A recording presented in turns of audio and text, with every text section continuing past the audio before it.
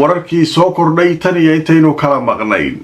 haddaba waxaynu ku bilaabaynaa warbixin dad badan ay isweydiinayeen oo xataa qaar adinkeedii ka mid ah dadka nagu xiran ay noo soo qorayeen fariimo ay lahaayeen aaway diyaaradihii dagaalka Iiraan ay lahayd.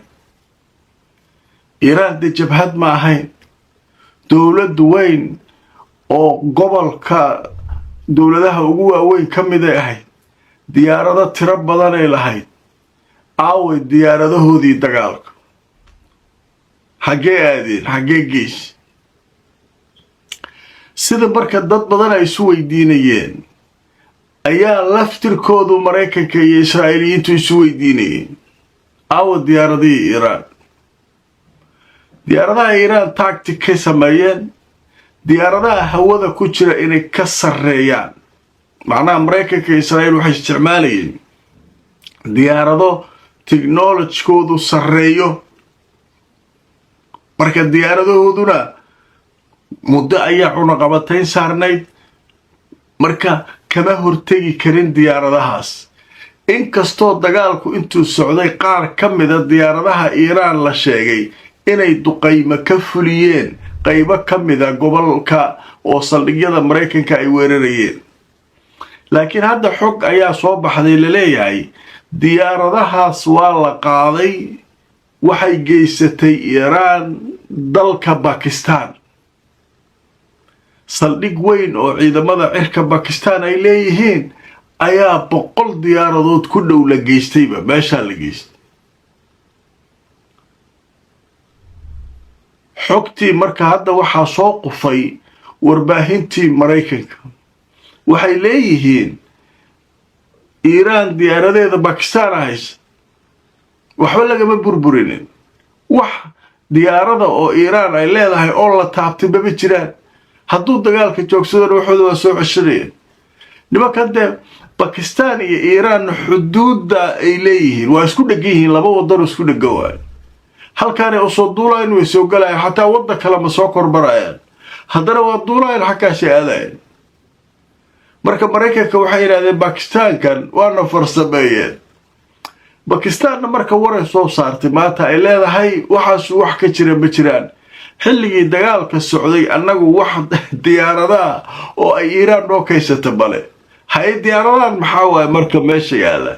waxay yidhahdeen xabad joojintii markii lagu heshiiyey kadib qofku dee waa xor, markaasay noo kaysadeen.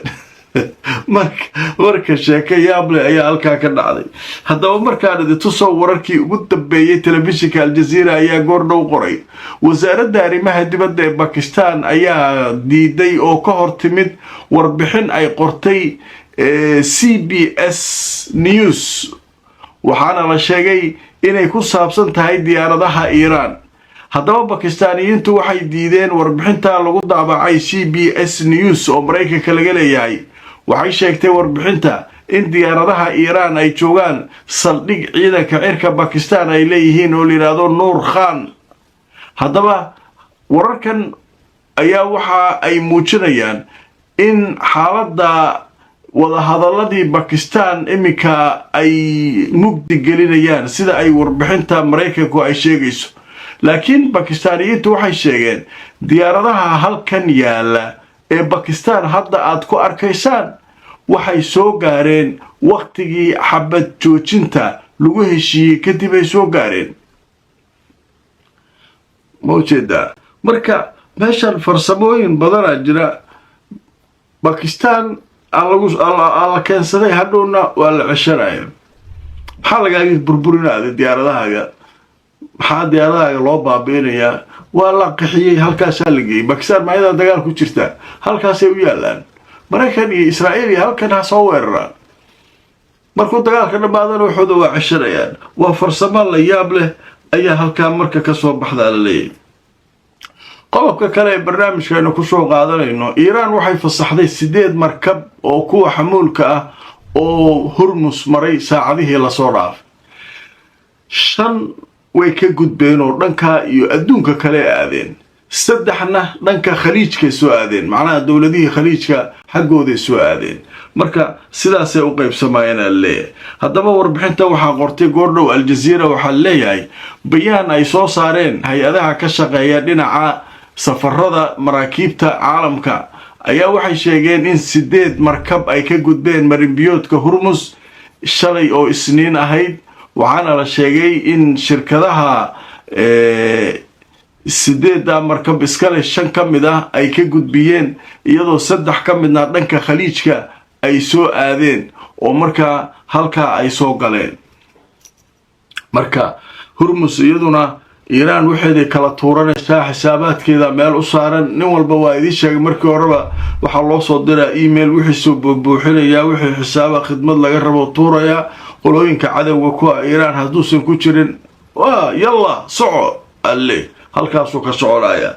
marka halkaas American marka meeshaan iska fadhi meeshaan xisaab badan socota marka hawshaas halkaas maray qodob kale oo muhiim ah jira oo aad u xiiso badan oo la leeyahay telefoonadii dadka Israa'iiliyiinta waa loo soo daatay fariimo aadan garanayn meel ka yimaadeen asaas ugu daadanay hatta kuwii Netanyahu iyo madaxdii iyo kulli teleefoonadoodii waa la galaya waxba laga dhaxarkaa macnaha shirkadihii la soo jabsado la soo fariinaas ka soo dhacays fariintu marka maxay tahay fariintu waxay ka timid Iran waxaan nahay Iran haddaad joogi weysaan oo gabgabta meelaha ka wadaan joojin weysaan habeen iyadoo ay tahay ayaan cirka qorax idinkaga daaraynaa gantaaliya dib u bilaabaynaa waay macnaha habeennimo ayaa cirka iftiinaya waay iftiin ka baxay dayaxa arki doontaan oo iyadoo mugdi ay tahay ayaa dayax cirka ka daarmi doonaa macnaha waxa waaye hadallo sarbeeba oo muujinaya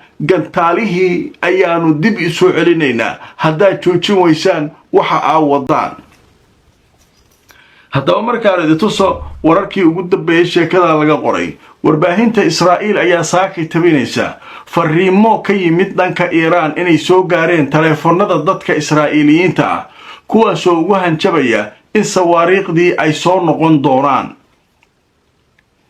موجودة صواريخ دي صور قريش هودا ساسا كدغينا قرح ايان هبين مارت يدو هبين اي تا عرك قرح كارك دونتار اللي قرح هذا مركب maxay tahay waa gantaalo joogto culus ay maan doon marka nimankii saasi u jareeyeen sidee ku soo dhax galeen telefoonkii madaxda teleefoonadoodii kuwii shacabkii sidee lagu soo galay ma jirto meeshan waa la soo hanjabaya ilaa meesha ugu dambaysa la isla waaye qodobka isaguna wararka cusub ayuu ka mid ah qodobka kale ee soo kordhay barnaamijka waxa ka mid ah Israa'iil waxay leedahay xalan u raadinayna saan xal ma aha diyaaradaha droonka ee Xisbullah nafteena oo keeneen askartii waa naga laayeen taangiyadii waa naga baabiiyeen marka hadda waxaan soo helnay khidad cusub oo ku saabsan qaabka dagaalka Ukraine iyo Ruushka sida Ukrainiyiintu ay isticmaalaan fiilooyin meel lagu xarayo iyo shabaqyo loo dhigayo diyaaradda iyo waxaas oo kale aan sameeynaa haddaan ku guuleysanayno haddii kale oo arkayna haddaba telefishinka aljazeera ayaa goordhow qoray wuxuu leeyahay Israa'iil waxay adeegsan doontaa hanaan cusub oo looga hortago gantaalaha diyaaradaha droonka ee Xisbullah ka imaanaya idaacadda ciidanka Israa'iil waxay sheegtay in hanaankan cusub oo markaa looga hortagayo diyaaradaha droniska uu ka yimid dhanka dagaalka Ruushka iyo Ukraine kaasoo markaa xal u heli doona sida ay aaminsan yihiin khubarada diyaaradaha droonka ay dhibaatada u keenay Israa'iiliyiinta haddaba qaybtan waxaynu ku faaqidaynaa goordhow waxaa war soo saaray wasiirka arrimaha dibadda ahna ra'iisul wasaaraha dalka Ciraaq wuxuuna sheegay inay